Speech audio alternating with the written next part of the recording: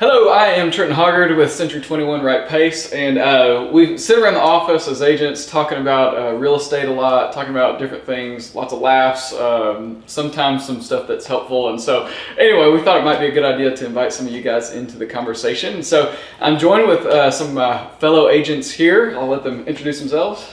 I'm Shane Copeland. And I'm Jessica Copeland.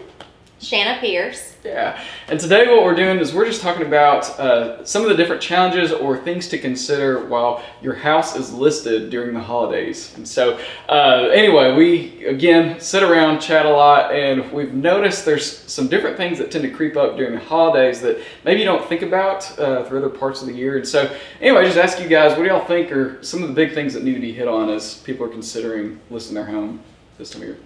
One of the things I think that we end up doing a lot is we'll rearrange the furniture to accommodate our Christmas decorations. Okay, so yeah. That will really minimize the space in a room. Sure. So when you have people walk in to see, you don't want them to actually see a room and think, wow, this room's really small, when it's actually not. So be mindful when you're putting your decorations and stuff up that you're not condensing the size of the room based off of what decorations you've added in. So yeah, it might make sense to you to have that armchair right next to the front door, but for most people it Right. probably doesn't. Yeah, that's good.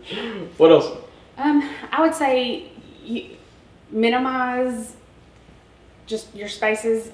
Trees, you don't need 5 trees all through the house, maybe one.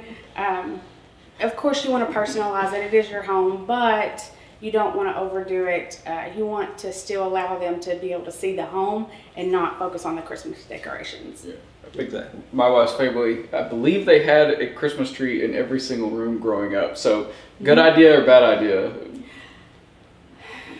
I think they would No. be more focused on the trees or the decorations than the actual home. That's right. I mean, really, rooms are small enough as they are, especially bedrooms. And so, trying to add another, I mean, a tree is basically another piece of furniture that you're just throwing up for a couple months. And keep in mind, this is tips for when you're selling your That's right. house. If this is something that you do all the time and your kids have a tree in their room, we're not saying don't do that. It is your home.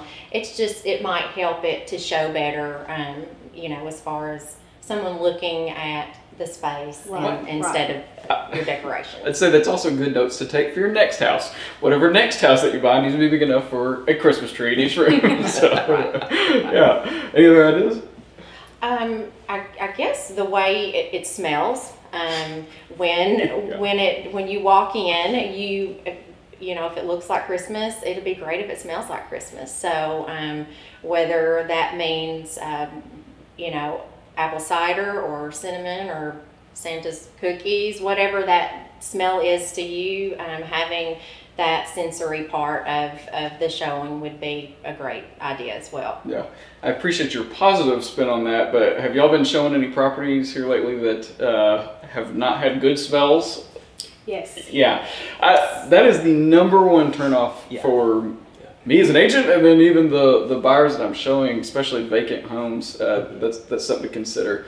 They tend to be forgotten in the busyness of the holidays. Right. If the smell is so overpowering, some people, they have issues with smelling and whatever. So you want them to come in and stay as long as possible, not rush out the door because they have, this overpowering smell of whatever. So you want to make it to where they stay and look as long as possible. Yeah, I have some clients that before each showing, obviously we have it scheduled, so before each showing they actually throw some cookies in the oven, and so the buyers get fresh baked cookies, plus the whole house smells like cookies, which is never a bad thing. Winner. That's right.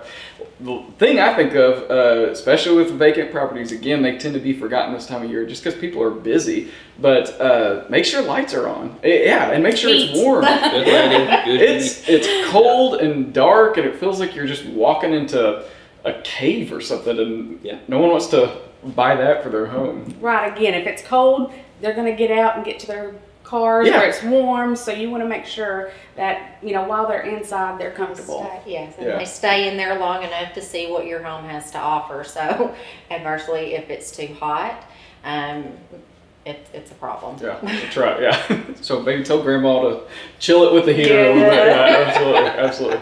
Well, very good. Well, I think that's great. I hope this is helpful, and we appreciate you guys spending a little time with us, and we'll catch you next time. Merry Christmas. Merry Christmas. Bye.